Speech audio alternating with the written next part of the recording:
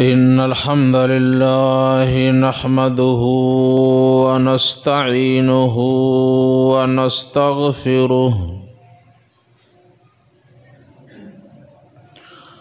ونؤمن به ونتوكل عليه ونعوذ بالله من شرور أنفسنا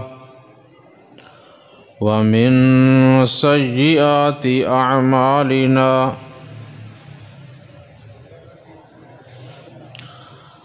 من يهده الله فلا مضل له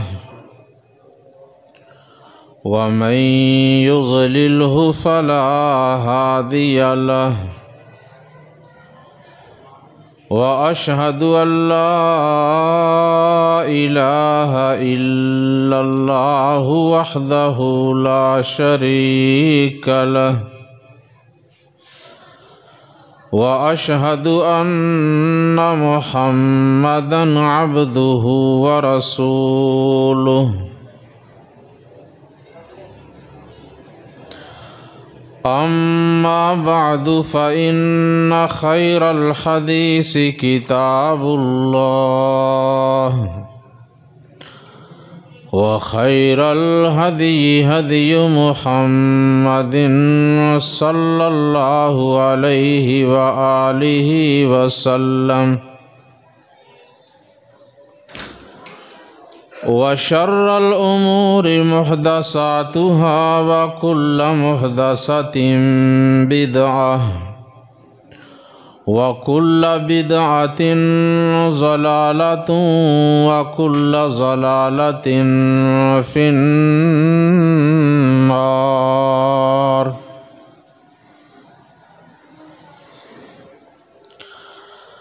اللهم صل على محمد وعلى آل محمد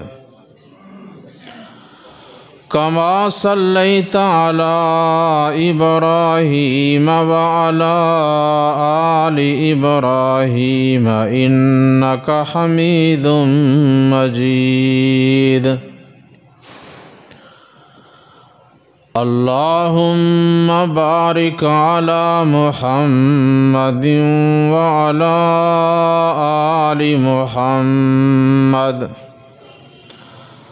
كما باركت على إبراهيم وعلى آل إبراهيم إنك حميد مجيد.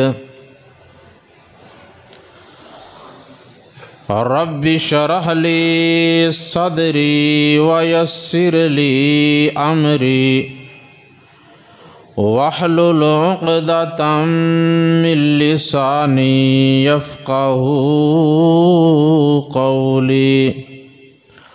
رب زدني علما.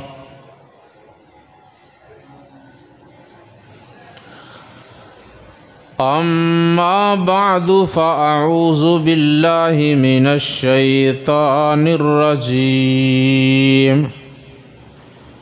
بسم الله الرحمن الرحيم.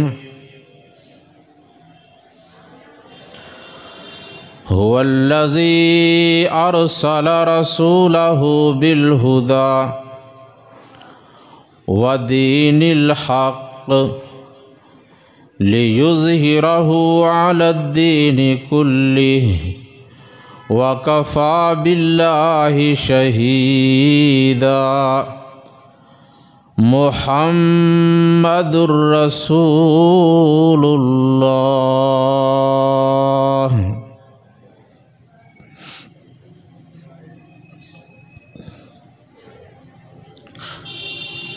ہوتے ہوئے مصطفیٰ کی گفتار مت دیکھ کسی کا قول و کردار.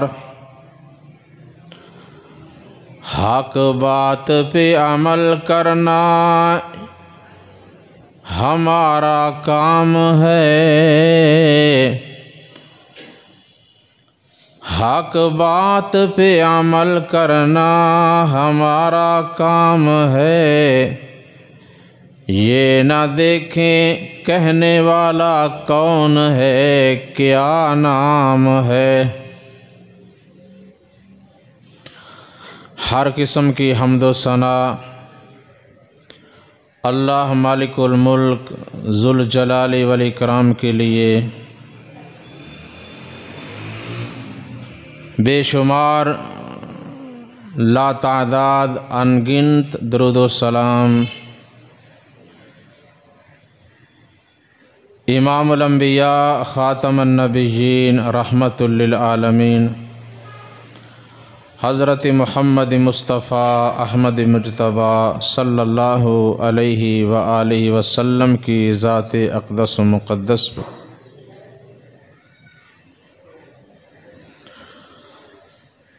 سامعین محترم،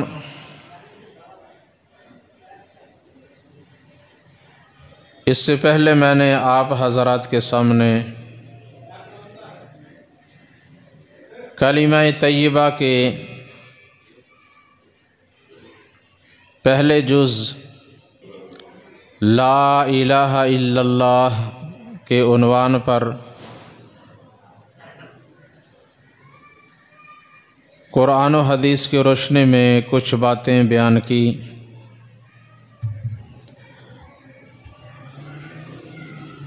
جس کا یہ خلاصہ ہے کہ تمام قسم کی عبادات کا مستحق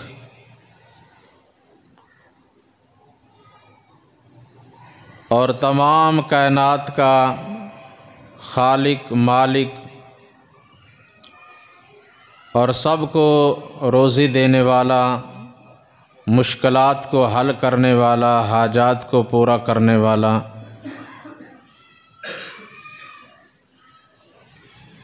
تمام مخلوقات کا مددگار، کارساز صرف اکیلا اللہ ہی ہے،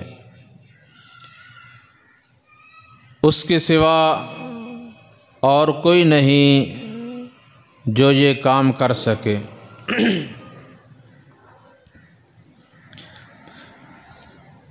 اب کلمہ طیبہ کا دوسرا جز محمد الرسول اللہ صلی اللہ علیہ وسلم۔ میں چاہتا ہوں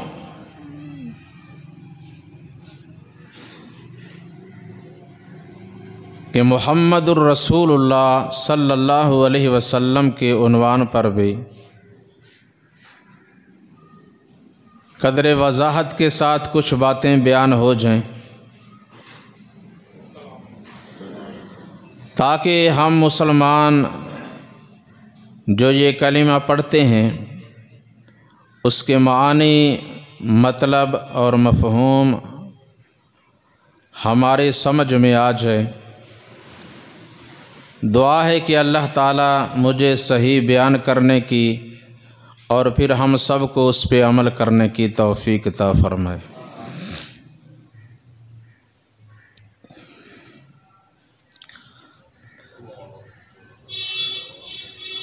جس طرح نبی اکرم صلی اللہ علیہ وسلم کی آمد سے پہلے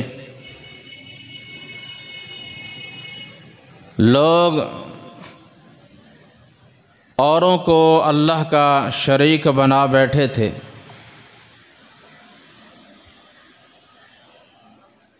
اور ان کے آستانوں پر جا کر ان کی عبادت کرتے۔ اسی طرح وہ لوگ نبیوں اور رسولوں کے علاوہ اوروں کو اپنا رہبر، رہنما، پیشوا بنا کر ان کی اندھی تقلید کر رہے تھے۔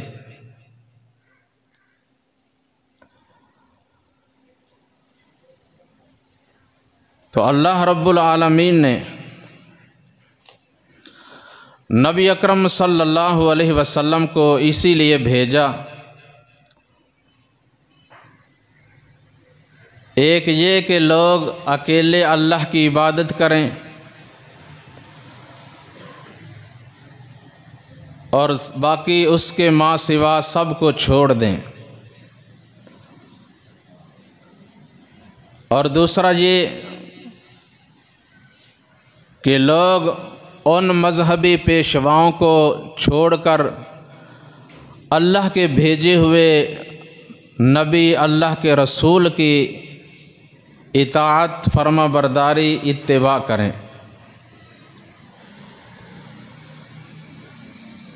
یہ ہے مختصر مطلب لا الہ الا اللہ محمد الرسول اللہ پڑھنے کا۔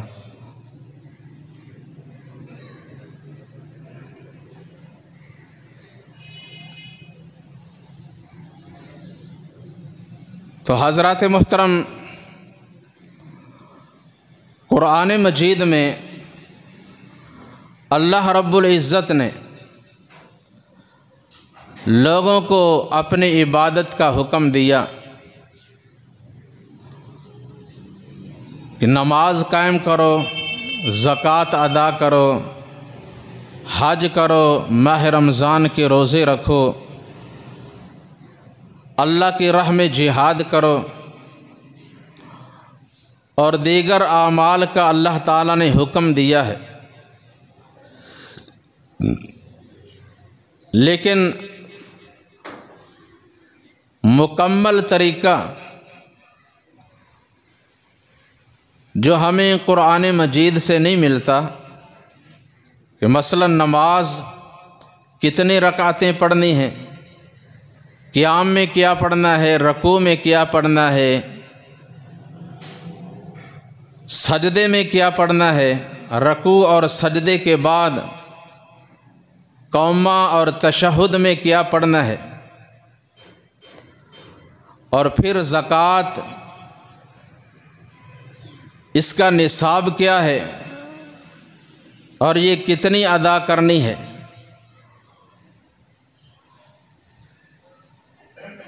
اور حج کے ارکان کہاں کہاں جانا ہے اور کیا کیا کرنا ہے۔ تو یہ پوری وضاحت ان ارکان اسلام کی اور دیگر اعمال کی کہاں سے ملے گی؟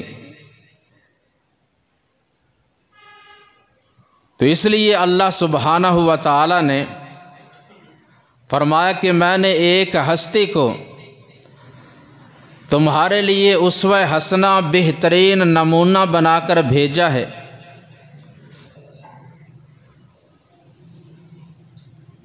ان کے طرز عمل کو، طریقہ کار کو، اسوہ حسنہ کو دیکھو اور ان کے پیچھے پیچھے چلو۔ جیسے انہوں نے نماز ادا کی ویسے نماز پڑھو، جیسے انہوں نے حج کیا ویسے وہ کرو، ہر عمل میں، ہر کام میں کس کی اتباع کرو؟ محمد الرسول اللہ صلی اللہ علیہ وسلم، وہ جو تمہارے لیے بہترین نمونہ ہیں، وہ اللہ کے رسول محمد ہیں صلی اللہ علیہ وسلم۔ لَقَدْ كَانَ لَكُمْ فِي رَسُولِ اللَّهِ أُسْوَةٌ حَسَنَةٌ، یقیناً تمہارے لیے بہترین نمونہ اللہ کے رسول ہیں صلی اللہ علیہ وسلم۔ لمن کان یرجو اللہ والیوم الآخر وذکر اللہ کثیرا، ہر اس شخص کے لیے، خواہ وہ مرد ہو یا عورت، عربی ہو یا عجمی، جو بھی اپنے اللہ سے ملاقات اور اس کو راضی کرنا چاہتا ہے،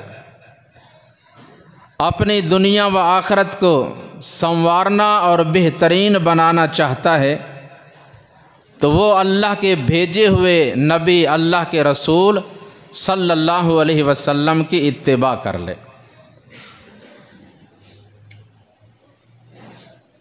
اگر اوروں کی عبادت کرنی ہے یا اوروں کے طریقے پہ چلنا ہے، ان کی تقلید کرنی ہے، تو پھر لا الہ الا اللہ محمد الرسول اللہ صلی اللہ علیہ وسلم کے پڑھنے کا کوئی فائدہ نہیں ہے۔ فائدہ تب ہوگا کہ جب سب کو چھوڑ کر اللہ کی عبادت کریں گے، اور اللہ کی عبادت اس طریقے سے کریں گے جس طریقے سے رسول اللہ صلی اللہ علیہ وسلم نے کی، اور آپ صلی اللہ علیہ وسلم نے وہ طریقے سکھائے اور سمجھائے، اور آپ صلی اللہ علیہ وسلم کو بھی وہ طریقے خود اللہ نے سکھائے اور جبریل امین علیہ السلام کو بھیج کر بتائے، جیسا کہ آپ صلی اللہ علیہ وسلم نے فرمایا کہ اللہ تعالیٰ نے جبریل امین علیہ السلام کو بھیج کر مجھے یہ طریقے بتائے۔ جبریل امین علیہ السلام نے باقاعدہ بیت اللہ میں آپ صلی اللہ علیہ وسلم کو نماز پڑھ کر سکھائی، دکھائی، اور کہا کہ آپ نے اس طریقے سے نماز کو ادا کرنا ہے، اور پھر آپ صلی اللہ علیہ وسلم نے اپنے امت کو حکم دیا کہ صلو کما رأیتمونی اصلی، میری امت کے لوگوں، مسلمانوں، نماز اس طرح ادا کرو جس طرح تم نے مجھے نماز پڑھتے ہوئے دیکھا ہے۔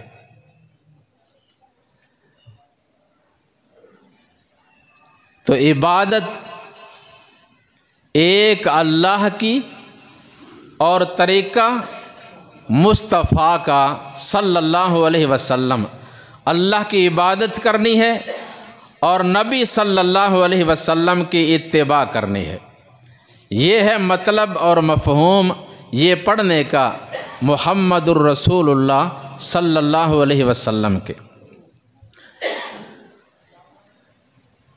اور رسول اللہ صلی اللہ علیہ وسلم نے لوگوں تک اللہ کا پیغام پہنچایا، اللہ کا حکم لوگوں تک پہنچایا اور لوگوں کو سمجھایا۔ اسی لیے تو اللہ تعالیٰ نے فرمایا وَمَن يُطِعِ الرَّسُولَ فَقَدْ أَطَاعَ اللَّهَ،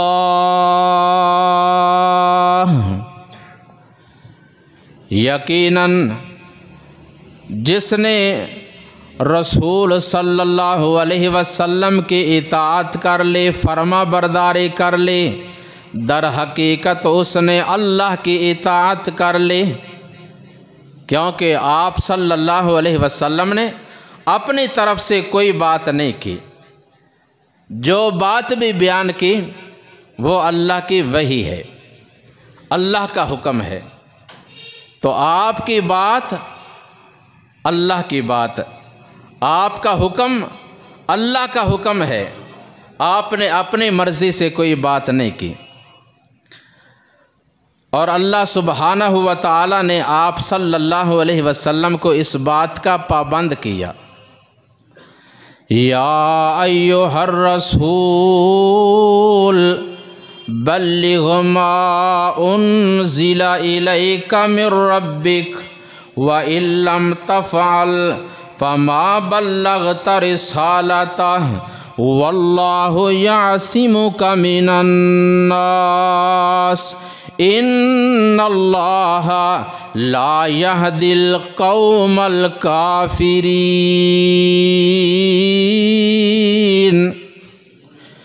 فرمایا اے میرے رسول جناب محمد صلی اللہ علیہ وسلم، آپ لوگوں تک بس وہی چیز، وہی احکام پہنچائیں جو اللہ نے آپ کی طرف وحی کی ہے۔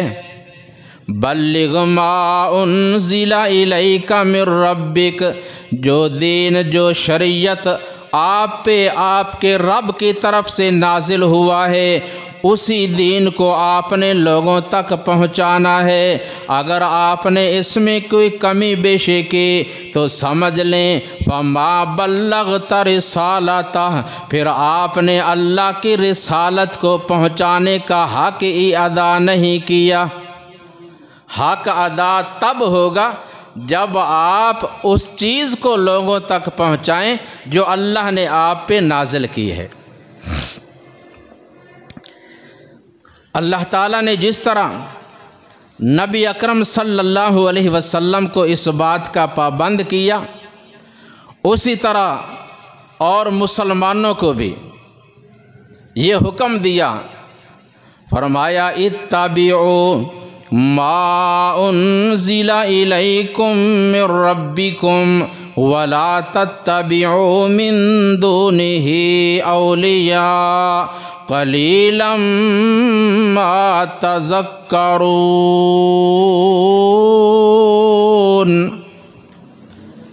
لوگو اس چیز کی اتباع کرو، اس کی پیروی کرو، اس پہ چلو جو تمہارے پاس تمہارے رب کی طرف سے آئی ہے۔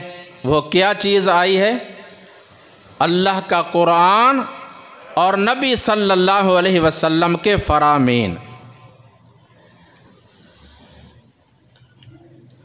یہ ہماری قسمت، یہ ہمارا مقدر، ہمارا نصیب۔ جو چیز لوگ بیان کرتے ہیں یا جس چیز پہ لوگ چلتے ہیں، وہ لوگوں نے بیٹھ کر زمین پہ بنایا۔ فقہ حنفیہ، فقہ شافعی، فقہ مالکیہ اور دیگر کتب یہ کہاں بنی؟ زمین پر، اور لوگوں نے، انسانوں نے بنائی۔ لیکن جس چیز کی طرف ہم بلاتے ہیں، جس شریعت، جس دین کی ہم آپ کو دعوت دیتے ہیں، وہ چیز زمین پہ نہیں بنی بلکہ عرش عظیم سے آئی اور محمد کریم پہ آئی صلی اللہ علیہ وآلہ وسلم۔ ہم نے اس کو سمجھنا ہے، اس کو پڑھنا ہے، اس کو سیکھنا ہے اور اسی کو لوگوں تک پہنچانا ہے۔ لیکن یہاں حالت کیا ہے؟ ام لہم شرکاء شرعوا لہم من الدین ما لم یأذن بہ اللہ۔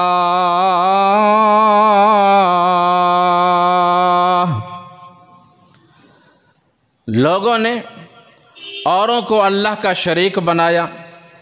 شرعوا لہم من الدین، اور ان کے ان شرکاء نے، ان پیشواؤں نے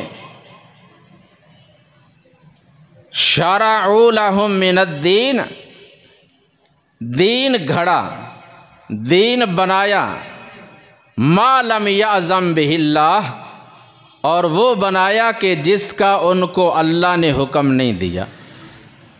اللہ نے ان کو جس کا حکم نہیں دیا وہ انہوں نے بنا کر لوگوں کے سامنے پیش کیا اور لوگوں نے اس کو قبول کر لیا۔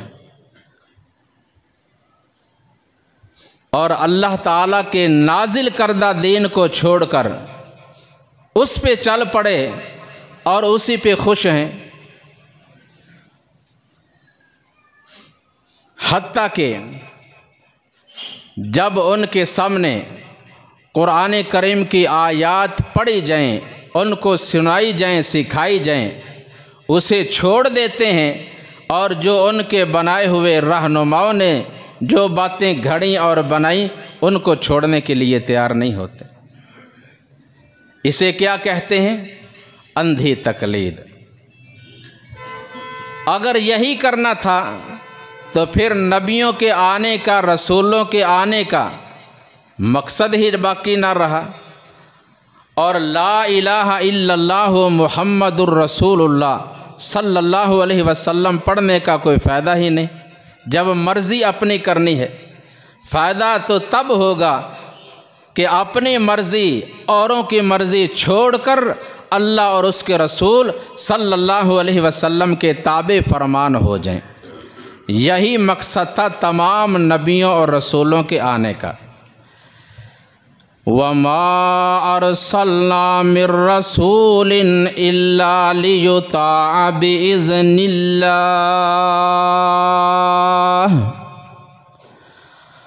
ہم نے اے محبوب صلی اللہ علیہ وسلم جتنے بھی نبی اور رسول آپ سے پہلے اس دنیا میں بھیجے ہیں، اس لیے بھیجے ہیں کہ اکیلے اللہ کی عبادت کی جائے، لیُطَاعَ بِإِذْنِ اللَّهِ، اور اللہ کے حکم کے ساتھ ان نبیوں اور رسولوں کی اطاعت کی جائے۔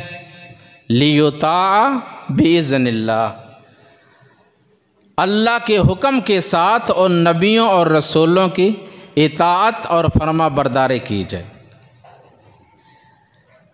اللہ اکبر کبیرہ۔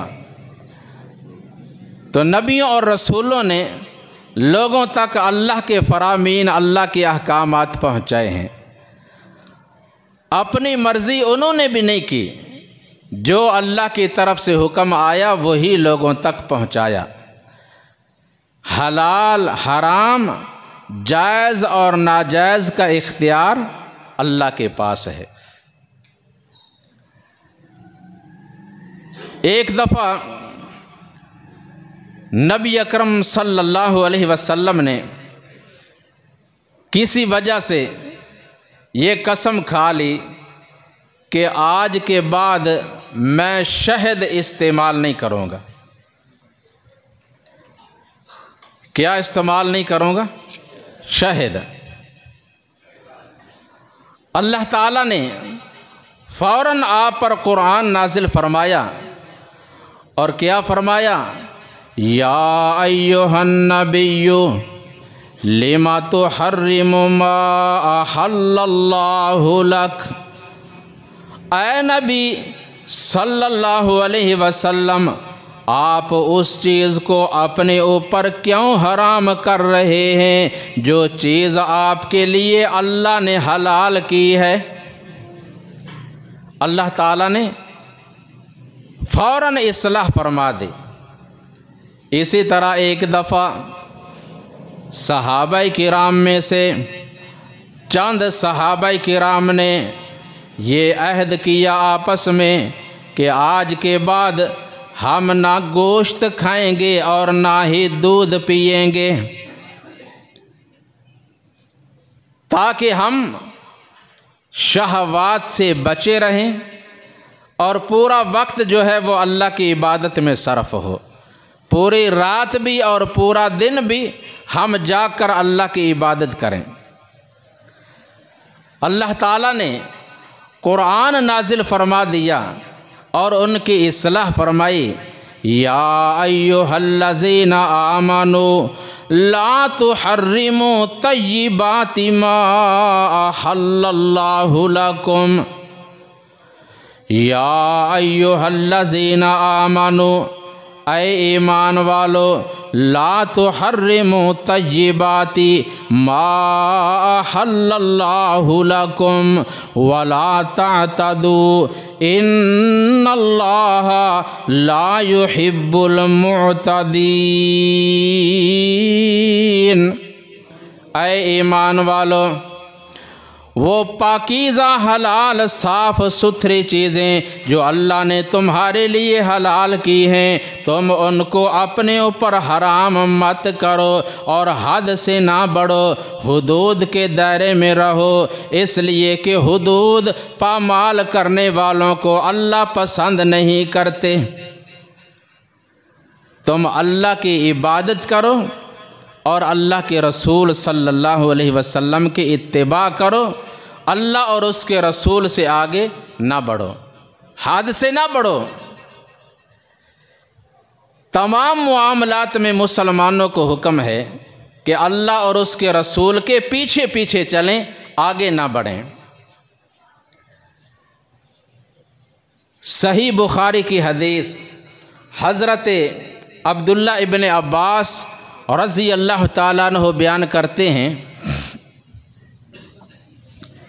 قریب تھا کہ اس امت کی دو عظیم شخصیات ہلاکت میں چلی جاتی ہیں، دو عظیم انسان ہلاک ہو کر رہ جاتے ہیں، ایک سیدنا ابو بکر صدیق اور دوسرے عمر فاروق رضی اللہ تعالی عنہما۔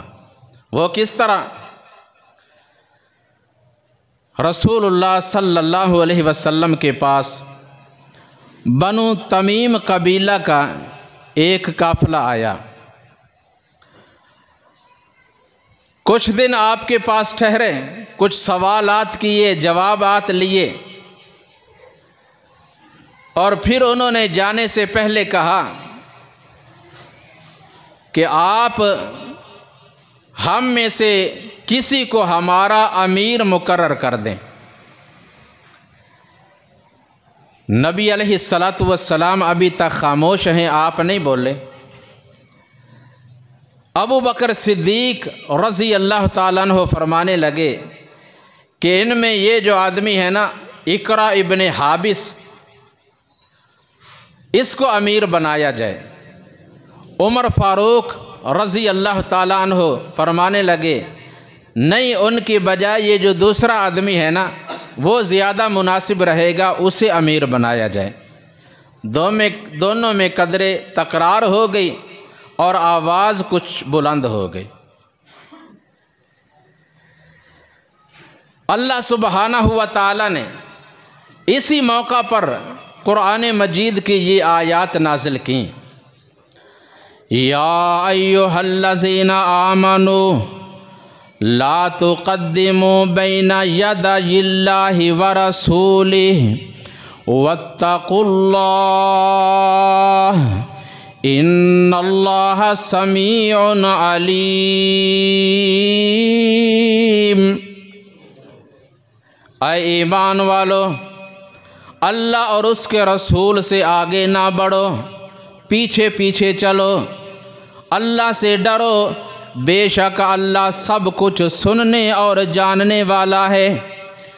یا ایھا الذین آمنوا لا ترفعوا اصواتکم فوق صوت النبی ولا تجہروا له بالقول کجہر بعضکم لبعض ان تحبط اعمالکم وانتم لا تشعرون۔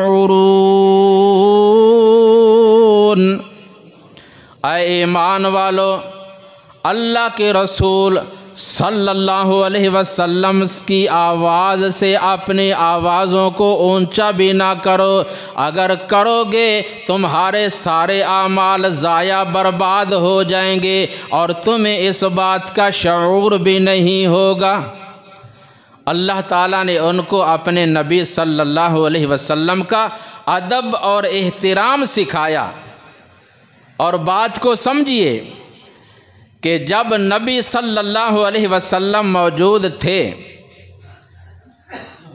ابو بکر صدیق جیسے، عمر فاروق جیسے عظیم انسانوں کو، عظیم ہستیوں کو بھی وہاں اپنی بات کرنے کی اللہ نے اجازت نہیں دی۔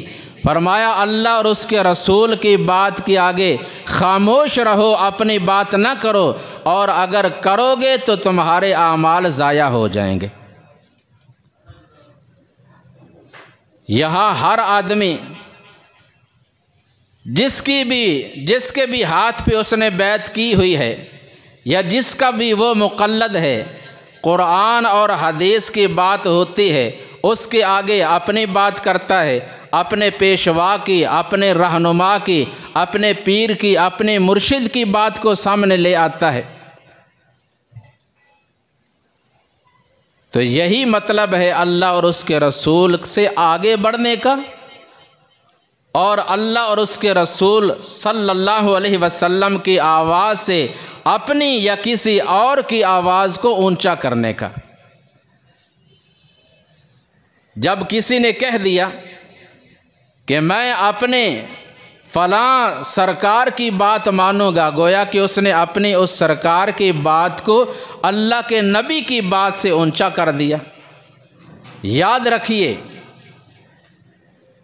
جس طرح محمد الرسول اللہ صلی اللہ علیہ وسلم کی ذات پوری کائنات کی ذاتوں سے افضل اور اعلیٰ ہے، سب کا ایمان ہے نا؟ جس طرح آپ صلی اللہ علیہ وسلم کی ذات سب سے افضل، سب سے اعلیٰ ہے، اسی طرح آپ صلی اللہ علیہ وسلم کی بات، آپ کی سنت، آپ کا فرمان، آپ کی حدیث بھی تمام کائنات کے انسانوں، جنوں اور فرشتوں کی باتوں سے افضل اور اعلیٰ ہے۔ آپ کی ذات جیسی کسی کی ذات نہیں، اور آپ کی بات جیسی کسی اور کی بات بھی نہیں۔ اس لیے اگر آپ صلی اللہ علیہ وسلم کی بات کا ادب اور احترام کریں گے تو ذات کا ادب خود بخود ہو جائے گا۔ اگر آپ کی بات کا احترام نہ کریں، آپ کی بات کو چھوڑ دیں اور کہیں کہ ہم آپ سے محبت کرنے والے ہیں، آپ کا ادب کرنے والے، احترام کرنے والے ہیں، تو یہ جھوٹا دعویٰ ہے۔ آپ کی ذات کا بھی ادب کرنا ہے اور آپ کی بات کا بھی ادب کرنا ہے۔ یہی سورۃ الحجرات، جس کی تفسیر میں امام ابن کثیر رحمہ اللہ نے سیدنا معاذ ابن جبل رضی اللہ تعالی عنہ کی وہ بات نقل کی جب آپ صلی اللہ علیہ وسلم نے انہیں یمن کی طرف مبلغ بنا کر بھیجا تھا، اور آپ صلی اللہ علیہ وسلم نے ان سے پوچھا، معاذ یمن میں جا رہے ہو، وہاں لوگوں کے درمیان کس طرح فیصلے کرو گے؟ کہا، اللہ کی کتاب قرآن مجید کے مطابق۔ آپ صلی اللہ علیہ وسلم نے فرمایا، اگر کبھی کوئی بات یا کسی بات کا حل قرآن میں سے آپ کو نہ مل سکے پھر کیا کرو گے؟ کہا، اللہ کے رسول صلی اللہ علیہ وسلم کی حدیث کو دیکھوں گا، آپ کی سنت کو دیکھوں گا۔ فرمایا، وہاں سے بھی اگر نہ مل سکے پھر کیا کرو گے؟ فرمایا، اس کے بعد پھر میں اجتہاد کروں گا۔ اجتہاد آخری سٹیپ ہے، پہلے قرآن پھر حدیث، اور جب کسی مسئلے کا حل، کسی چیز کی وضاحت کتاب و سنت سے نہ مل سکے پھر اجتہاد کرنا ہے، اور وہ کرتے ہوئے بھی پوری کوشش کرنی ہے کہ وہ قرآن اور حدیث کے قریب تر ہو۔ لیکن جب واضح طور پہ ایک مسئلہ قرآن مجید سے اور حدیث کی روشنی میں سامنے آ جائے، وہاں اجتہاد کرنے کی یا کسی اور کی بات دیکھنے کی قطعاً اجازت نہیں ہے۔ اگر دیکھیں گے یا کتاب و سنت کو چھوڑ کر اسے ترجیح دیں گے تو یہ کیا ہوگی؟ اللہ اور اس کے رسول کی مخالفت۔ اور ایسا کرنے والوں کے بارے میں اللہ نے کیا فرمایا؟ وَمَن يُشَاقِقِ الرَّسُولَ مِن بَعْدِ مَا تَبَيَّنَ لَهُ الْهُدَى وَيَتَّبِعْ غَيْرَ سَبِيلِ الْمُؤْمِنِينَ نُوَلِّهِ مَا تَوَلَّى وَنُصْلِهِ جَهَنَّمَ وَسَاءَتْ مَصِيرًا۔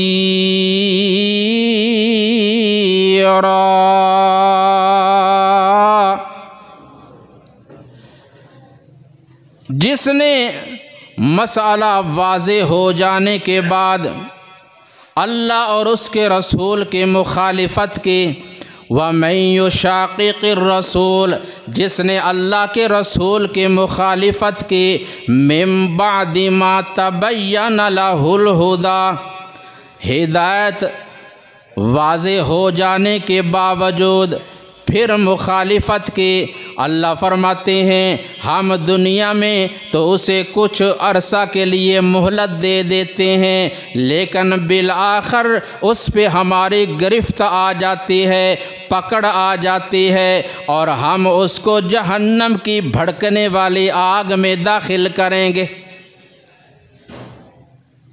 اس لیے ہوتے ہوئے مصطفیٰ کی گفتار مت دیکھ کسی کا قول و کردار۔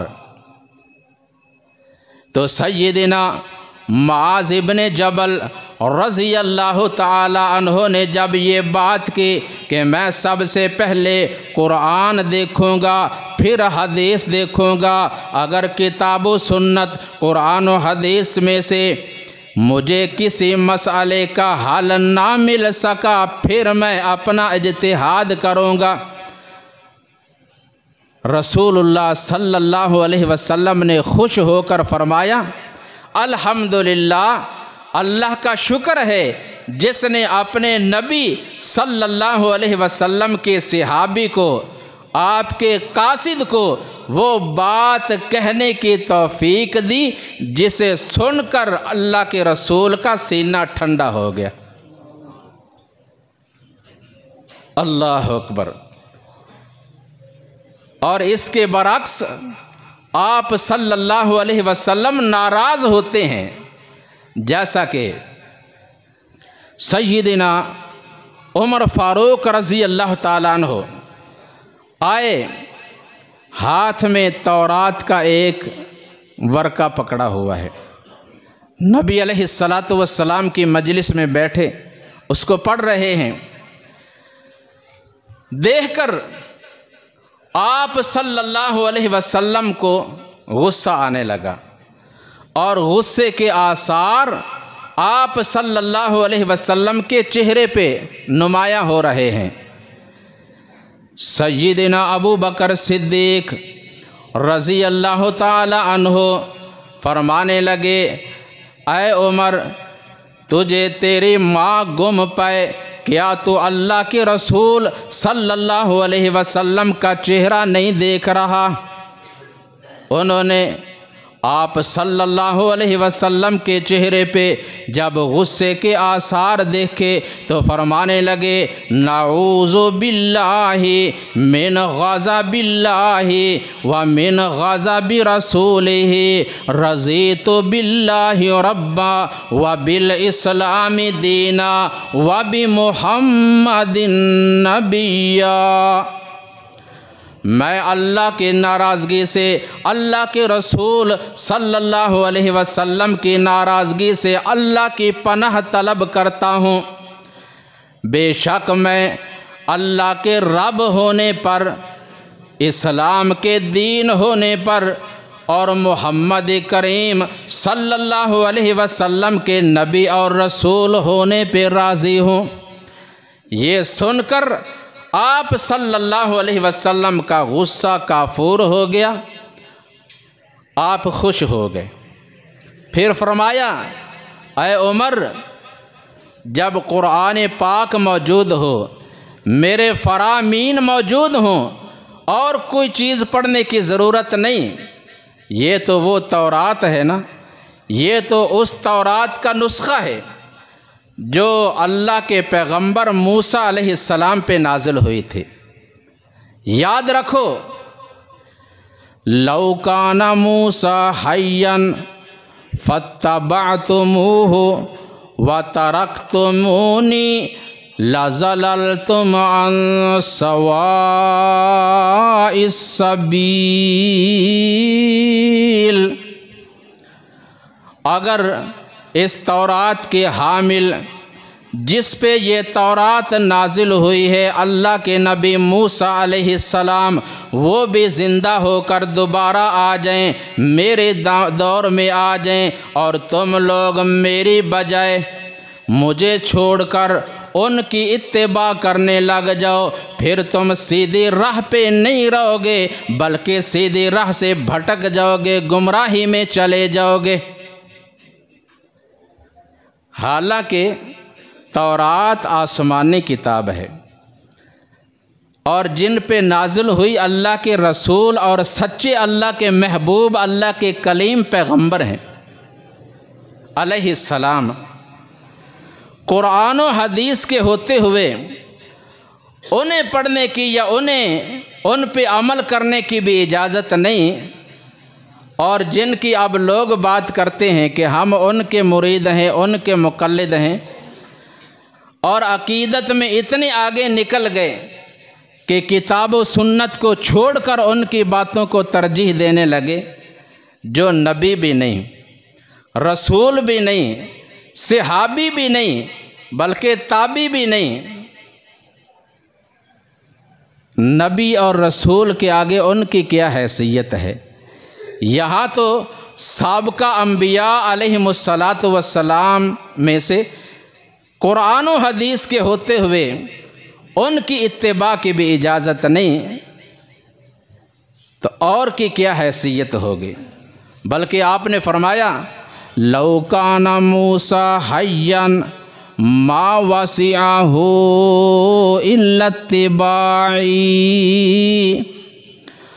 اگر اب موسیٰ علیہ السلام زندہ ہو کر آ جائیں تو ان پہ بھی لازم ہوگا کہ وہ مجھ محمد صلی اللہ علیہ وسلم کی اتباع کریں۔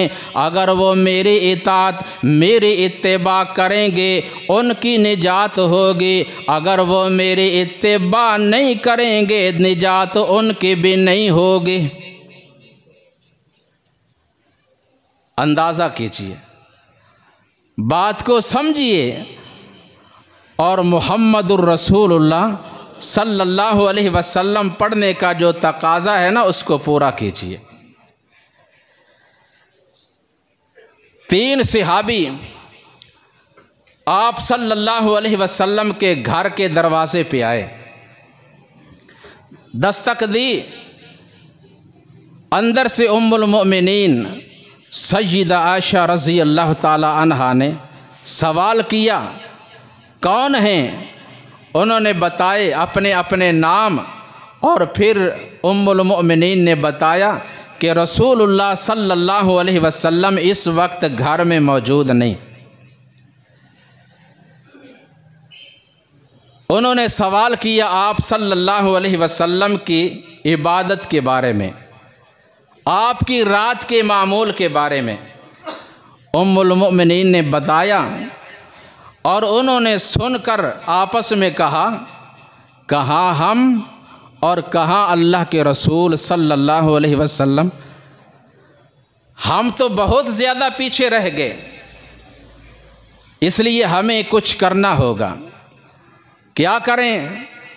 ایک نے کھڑے کھڑے کہہ دیا آج کے بعد میں پوری رات جاگ کر عبادت میں گزاروں گا اور بسترے پہ نہیں لیٹوں گا۔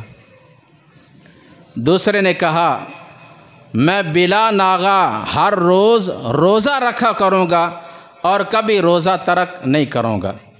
اور تیسرے نے کہا میں پوری عمر کسی عورت سے نکاح نہیں کروں گا، اپنے زندگی کا جو بھی وقت ہے وہ سب کا سب اللہ کی عبادت میں گزاروں گا۔ اب بظاہر دیکھیں اس میں کوئی حرج ہے؟ جب لوگوں کو سمجھایا جائے نا کہ یہ کل شریف، 7واں شریف، 40واں برسی، یہ 11ویں کنڈے، شب برات، شب معراج کے جو اعمال کیے جاتے ہیں، اور اسی طرح دوسری چیزیں یہ کیوں کرتے ہیں؟ رسول اللہ صلی اللہ علیہ وسلم نے یہ کام نہیں کیے، صحابہ کرام نے یہ نہیں کیے۔ آگے سے جواب ملتا ہے بھی اس میں حرج کیا ہے، اس میں قباحت کیا ہے، اس میں برائی کیا ہے؟ اب ذرا آپ سوچیں اور سوچ کر جواب دیں کہ پوری رات جاگ کر عبادت کرنے میں حرج کیا ہے؟ انہوں نے قیام ہی کرنا تھا نا، رکوع اور سجدے کرنے تھے، اور بیچ میں قرآن پڑھنا تھا۔ روزانہ بلا ناغہ روزہ رکھنا، اس میں کوئی برائی والی بات ہے؟ اور اس نیت سے نکاح نہ کرنا کہ پوری عمر اللہ کی عبادت میں گزر جائے، کیا حرج ہے اس میں؟ لیکن رسول اللہ صلی اللہ علیہ وسلم نے بتا دیا اس میں بڑا حرج ہے، بڑی قباحت ہے۔ کیا؟ فرمایا سنو، آپ صلی اللہ علیہ وسلم نے ان تینوں کو بلایا اور فرمایا سنو، اصلی و ارقد، اصلی و انام، اصوم و افطر و اتزوج، میں رات کو جاگ کر عبادت بھی کرتا ہوں اور سوتا بھی ہوں، میں روزہ رکھتا بھی ہوں اور چھوڑتا بھی ہوں، اور میں نے عورتوں سے نکاح بھی کیے ہوئے ہیں، لہٰذا جو میرے نقش قدم پہ چلے گا وہی صحیح ہے۔ فَمَن رَغِبَ عَن سُنَّتِي فَلَيْسَ مِنِّي، جو مجھ سے، میرے طریقہ سے، میری سنت سے آگے بڑھنے کی کوشش کرے گا وہ میری امت میں سے ہی نہیں۔